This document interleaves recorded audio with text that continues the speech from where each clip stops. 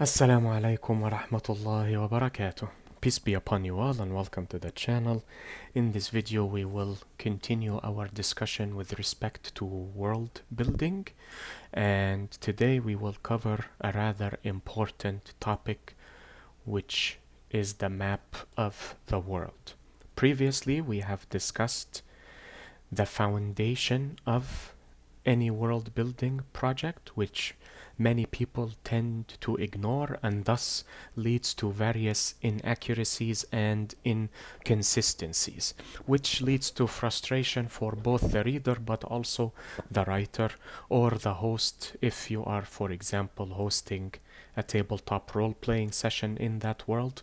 It would lead to issues and frustrations with players, as opposed to the traditional belief that people, for example, D&D players or Dungeons and Dragons players that prefer everything quick and easy. That approach is beneficial or is effective for an extremely short period of time. It is a minor distraction until the player finds a different distraction, and thus your approach will no longer be effective and the player will leave you as quickly as they found you and on to the next distraction. Do not believe that people care about the story or care about the game or care about the company. Those are all lies. They only care about their emotional void, and you as a host for these games are that emotional void. They would even poach players from your campaign to join theirs, and so on and so forth. But regardless of that, people want depth, even if they deny it, because depth creates immersion, but also it adds opportunities for exploration, narration, and role playing. This can definitely be achieved through the manner by which you design your map. You may wish to design a map incorrectly, as in through rules that are not physically accurate. That is up to you, obviously. But I wish to show you the importance of abiding by the natural laws of land formation and the purpose they serve in the story you wish to tell, whether through a book or through a tabletop role-playing campaign, or perhaps a written role play if you are creating, let us say, a role-playing server within the lore of your world. Definitely having a map would assist with that goal. Most people, whether they are hosts or authors, I will quickly and crudely draw a few continents or land masses.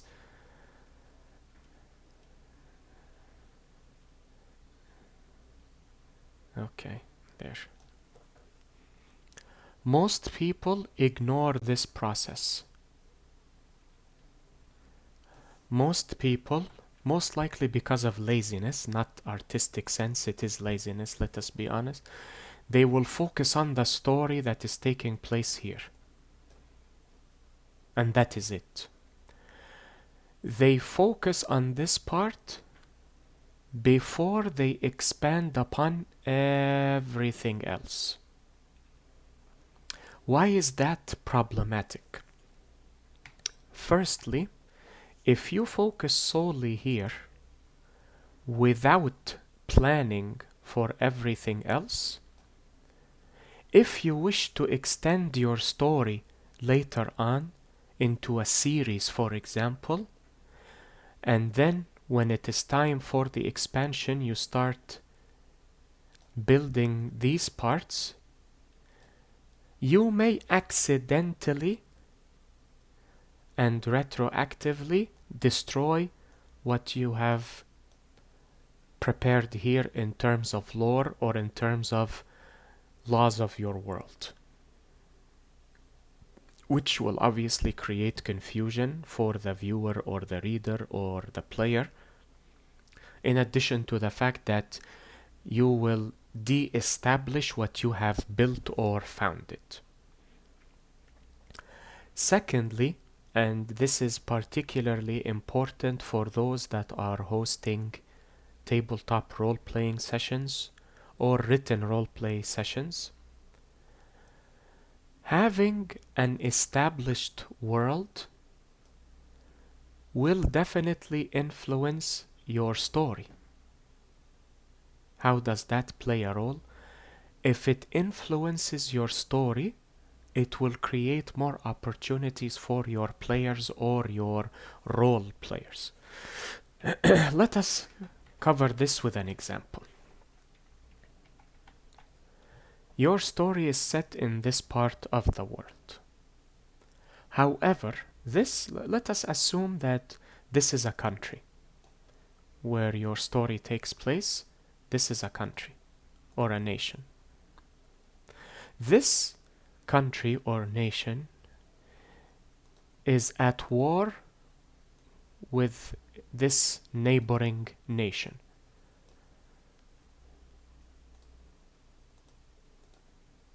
Over this piece of land. Oh, for goodness sake. Come on. Okay, fine. How about if I zoom in? There. Country green is waging a war against country red for this piece of land. Let us say it is a bountiful land or a resourceful land. What would that offer to your story? You could have an invasion from this country into here. And if there is an invasion, it will definitely cause turmoil for the story and or the characters in that story. Thus, you have provided yourself as a host with opportunities to create plot points or events for your players. But also, you have granted your players opportunities to interact with other plot points. And I see this constantly with D&D players because of the lack of creativity and critical thinking. People tend to create a rather simplistic character. My character is a mercenary. My character wishes to do good in the world. Okay, how? I do not know. He simply wishes to do good in the world. How? Why? Where? And with what? No answer. With these poorly designed characters, if you present them with engaging but serious plot points, you grant them avenues for deepening the story or the backstory of their character. If a character simply wishes to do good, but they do not know how to introduce their character, in a war, they would be able to. They would say, okay, I will behave as a medic and treat wounded civilians or wounded soldiers, just as an example. If you did not have this part of the world established already and the story was solely focused here, you end up limiting the various opportunities for creativity. It may not be preparation with neighboring countries, but it could be within the country itself. What you could have is civil unrest within this red nation. How so? The government, which let us say is situated here, this is the capital for example, the government is not compensating its soldiers properly. As such, the soldiers are beginning to riot or possibly rebel. The soldiers are in this part right here, where the party is. When you determine this intricacy, the party which may have its own quest, or it could be purposeless, could decide to either help the guards or help the government against the rebellion, just as an example. Thus, it is always important for you as an author or a world builder to focus on the entire world, regardless of how grand or small the world is, it does not matter. That way you are able to create stories easily and quickly regardless of the location. Because you know that here you have the wild lands where the different savage tribes are warring against each other. You could design a novel about this conflict here, where the tribes eventually unite under one banner, just as an example. You could have this nation face serious issues regarding trade routes with its neighbors, but because you have the world built, you know where everything is located and where the issues take place, you are able to easily and quickly conjure stories. And there is also another matter you should consider, especially if you are hosting a tabletop role-playing session or campaign. Your party may ignore everything you design for them. If you are aiming for an open world or a sandbox campaign, the party may completely ignore the plot points you have available.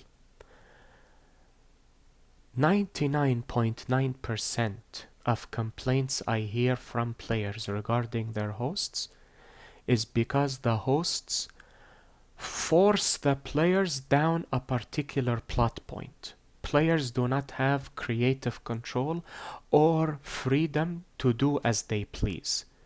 They can behave stupidly, but they will also have to suffer the consequences of such stupidity, which 99.9% of players hate. Players wish for everything to be resolved in a romantic novel or a romantic comedic movie or in an anime, where everything is dark but suddenly everything is resolved without any input from the character, without any form of effort to change oneself or better oneself. But because you have the world built, if the party decides to ignore the story you have planned and travel elsewhere, you have more stories available to you at your disposal that you can easily present to the players. And if they decide to ignore that and relocate elsewhere, you still have events available for you. Obviously, the players can create their own story. Let us say one player decides to assassinate a guard captain. You can use that as a plot point, obviously. But preparing the entire world grants opportunities for narration, both for you and the players as well, or the viewer. Because if you are writing a novel and people in your current plot, reference political turmoil in another nation, now your viewer is intrigued. What is this other nation like? How does it function? What is its political system? How will it I wonder if it will interact with this nation I am reading about, and so on and so forth. It definitely, and I speak from experience as an author, but also as a world builder and a tabletop role-playing host. Having a fully fleshed world attracts attention, regardless of how superficial a player is. Because they can lie to you, but they cannot lie to themselves when they say, oh, I do not care about lore, just put me in a combative scenario. No. They will enjoy that momentarily because they are dopaminergic hunters. They seek dopamine for that moment, but that moment is fleeting. That moment could be a month, it could be a year, could be 4 years, but eventually they will feel unsatisfied. And since that moment will inexorably and eventually be reached at some point, especially with people of this day and age, it will be reached much faster and quicker. It is always best to have other ideas planned ahead. With that in mind, here is the reason why I personally believe you should design your maps to obey the physical laws of our world. If you design maps that are realistic in nature, that type of design grants you further opportunities for storytelling and narration. I will provide an example. Let us say that here there was, what do they call it? Continental convergence in this particular location, which led to the creation of a large mountainous range right here. This would definitely play a role in the story of your entire world. You could design it that this was the wrath of gods or some form of ancient celestial battle that led to the formation of this mountain.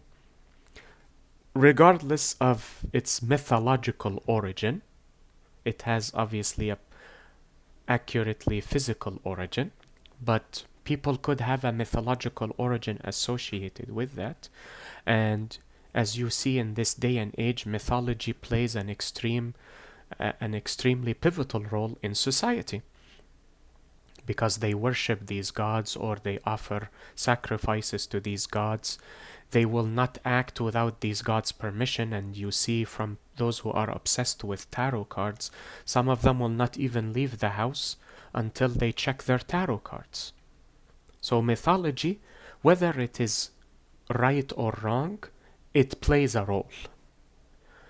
Having this mountainous range will definitely assist with the creation of the different cultures of the world.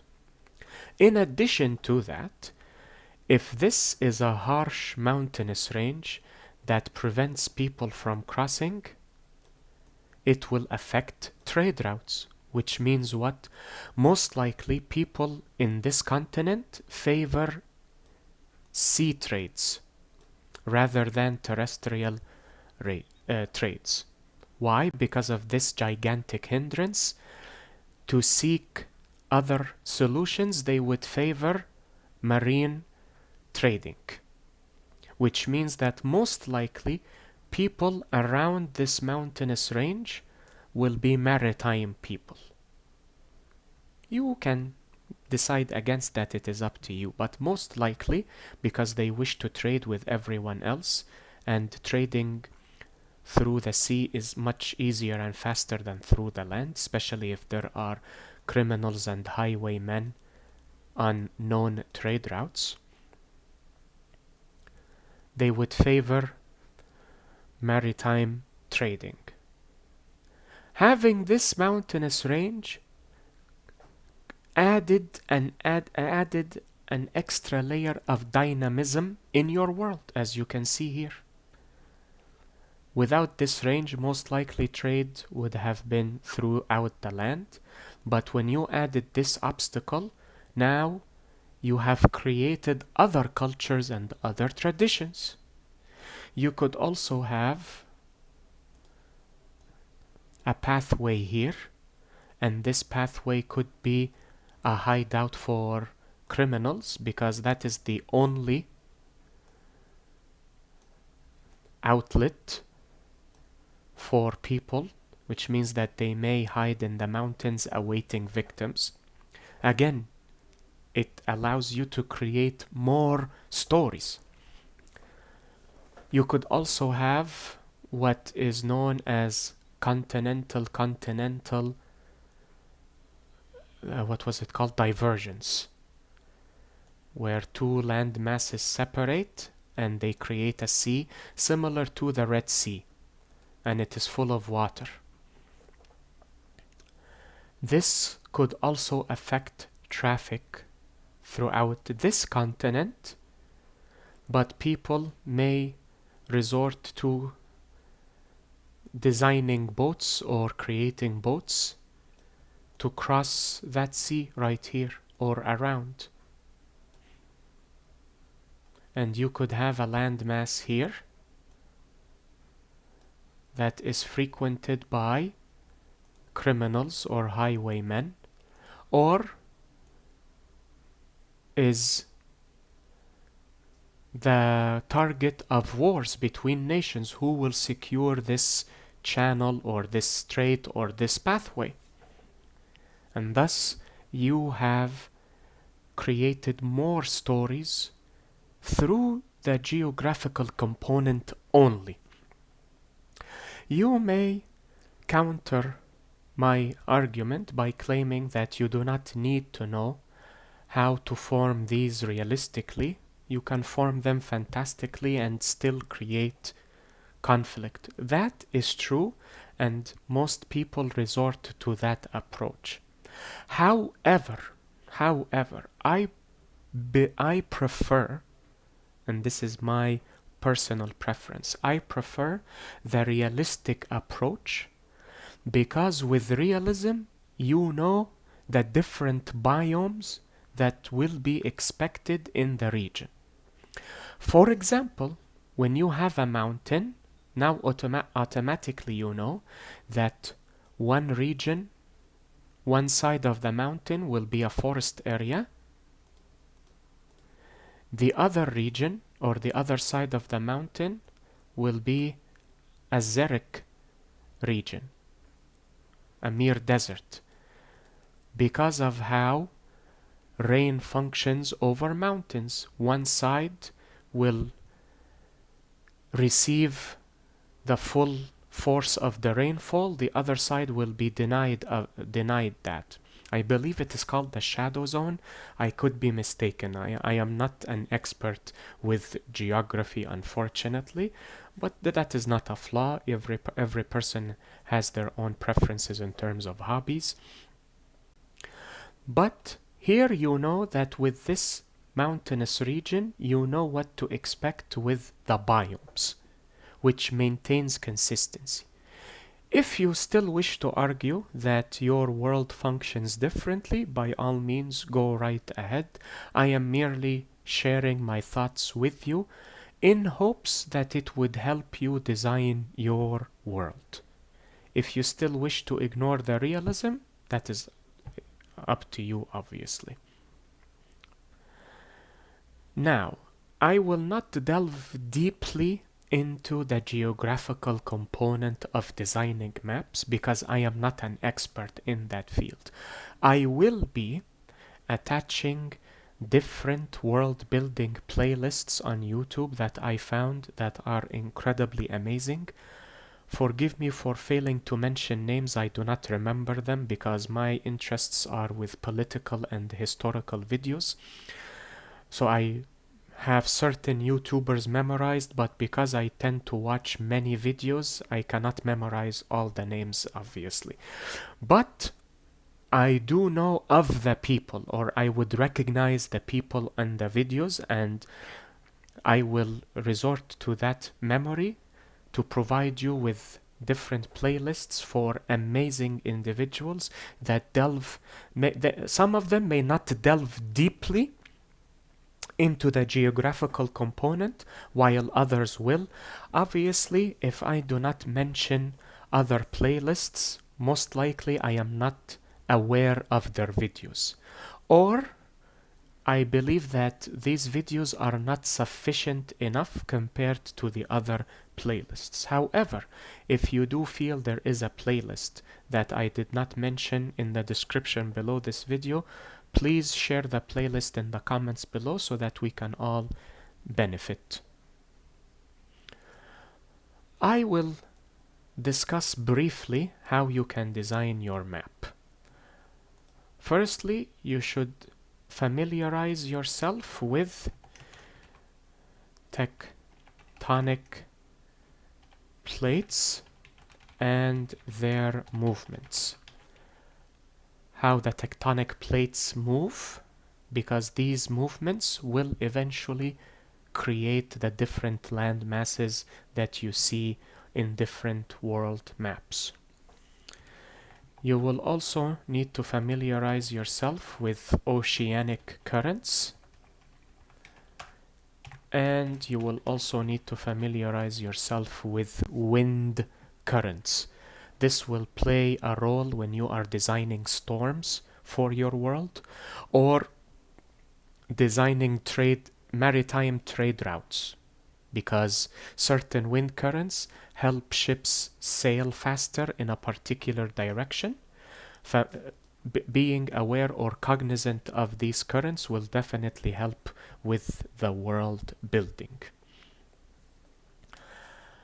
I will not discuss these, but I will be associating the videos related to those in the description below this video. I will discuss these extremely briefly, and I will show you the different approaches that I have learned for designing your tectonic plates, then discussing their movements. Obviously, I may commit mistakes while I am explaining this, and if I do, please correct me. I will be providing the videos regardless of whether my information is correct or otherwise, because I am not an expert in this field. The purpose of this video is to highlight the importance of maps, nothing more. Instead of people who simply fixate on a particular location within the story and that is it. Now, I have seen two amazing methods for creating the maps of the world. Firstly, you can design a canvas like so, and this will cover your tectonic plates. Then you start creating the plates by randomly. I do not want to say randomly because randomness does not exist. Everything happens as it is destined to happen. As I say in rule number 2, there is no coincidence, only fate. And you can design these various shapes like so, but what is important for you to remember will be the corners that I will discuss with you in a moment.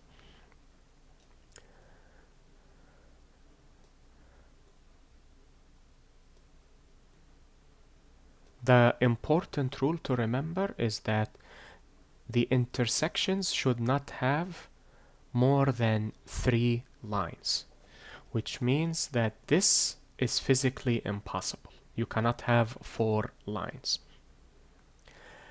And then you can decide based on the scale you have or the vision you have for your world, which part will be oceanic plate and which part will be continental plate. Now, if you look at the Earth's crust like so, it has on its surface plates.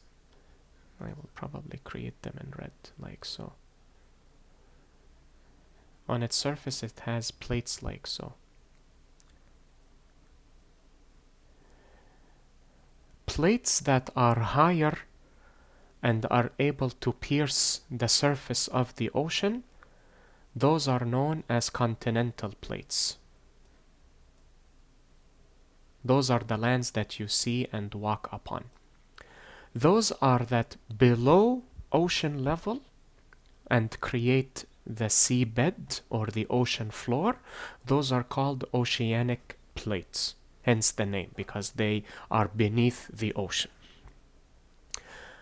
What you can do is use green for continental. So let us say, for example, I want these two. Oh, I forgot to close it here.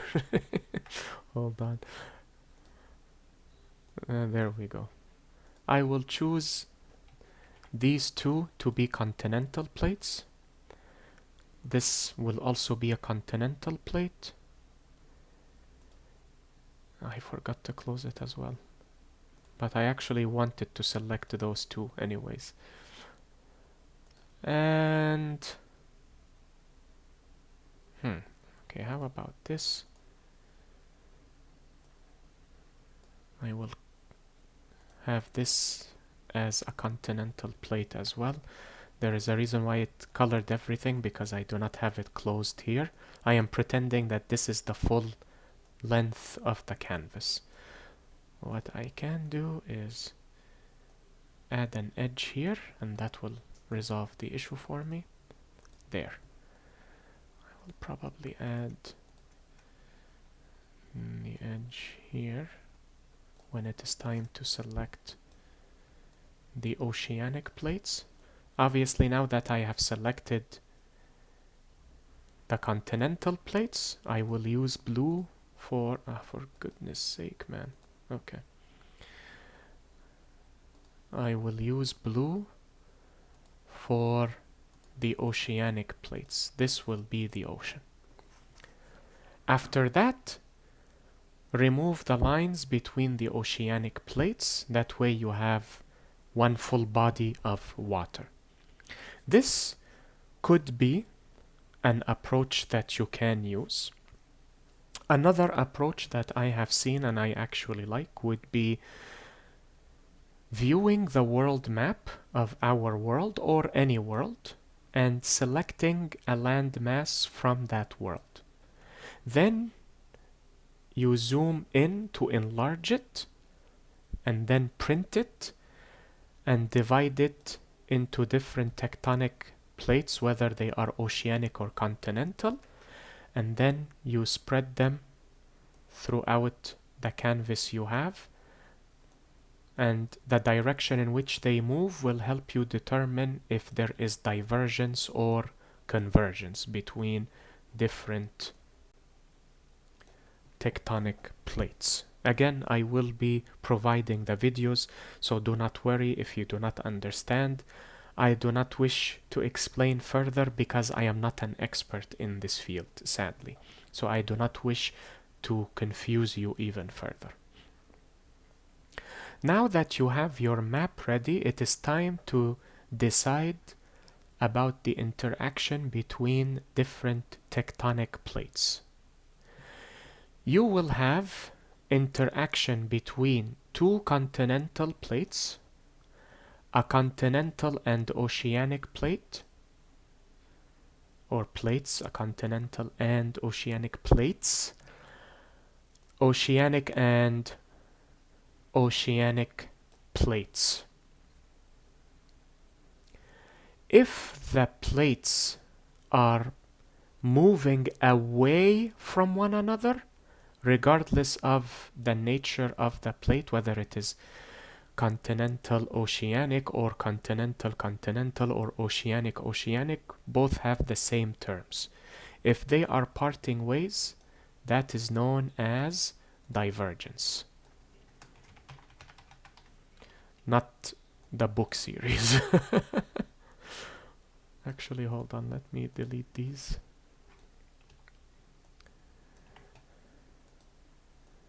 That is known as divergence. If, however, the plates are moving towards one another, regardless of the type, that is known as convergence.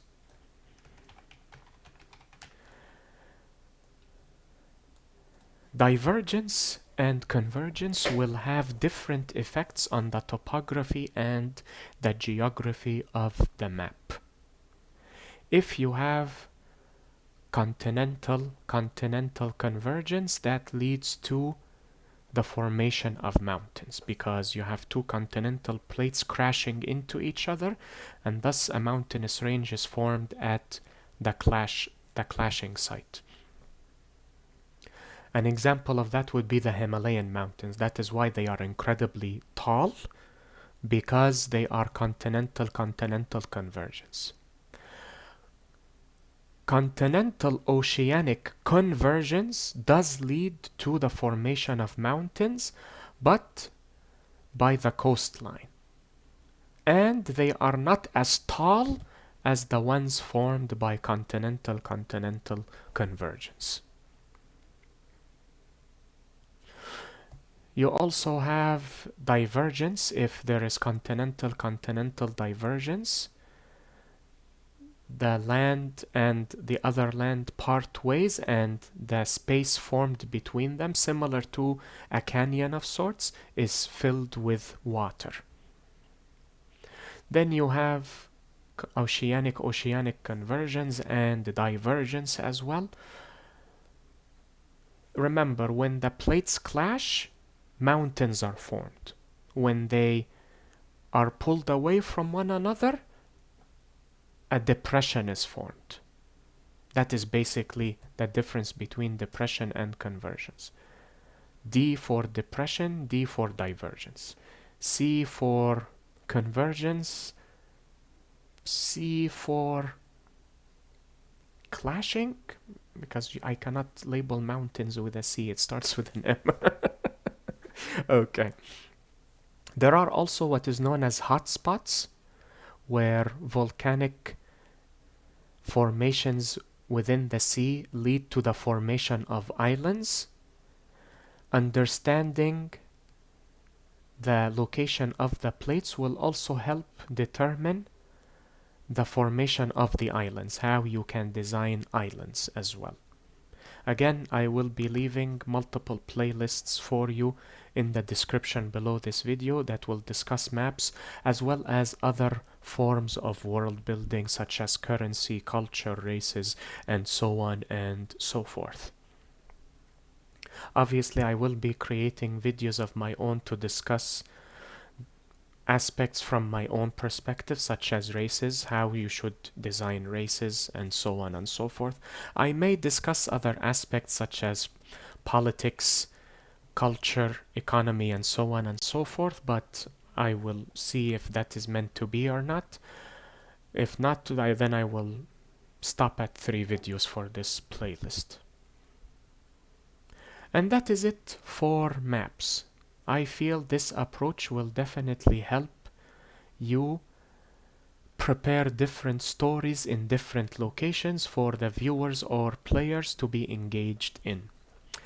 Lastly, I will also be associating a link to an amazing map builder called Asgard Fantasy Map Creator or Generator, I believe is called. It is an amazing program because it designs everything for you. It is not accurate, obviously, but it is as accurate as necessary. It will generate the biomes for you. It will generate the mountains for you. You can adjust it as necessary. I found an amazing playlist that delineates the usage of that website. I will be associating the link to downloading the program itself and the link to its tutorial. There is another program that is on Steam, which is a video game client. I do not know if you are able to download it outside of Steam. I have not checked, but it is called Fantasy Map Simulator. Hold on, I will type the names of the programs. Asgard's Fantasy Map Generator and also Fantasy Map Simulator. You can use these two to either create the map for you or at least assist you in creating the map, and then you can modify it as necessary. I will be providing the links for both of these programs as well. And that is it for this video. I hope this lecture or this recording was helpful and beneficial to you all. Enjoy the rest of your day, everyone. Be safe, take care, and peace be upon you all. Wassalamu alaikum wa rahmatullahi wa barakatuh.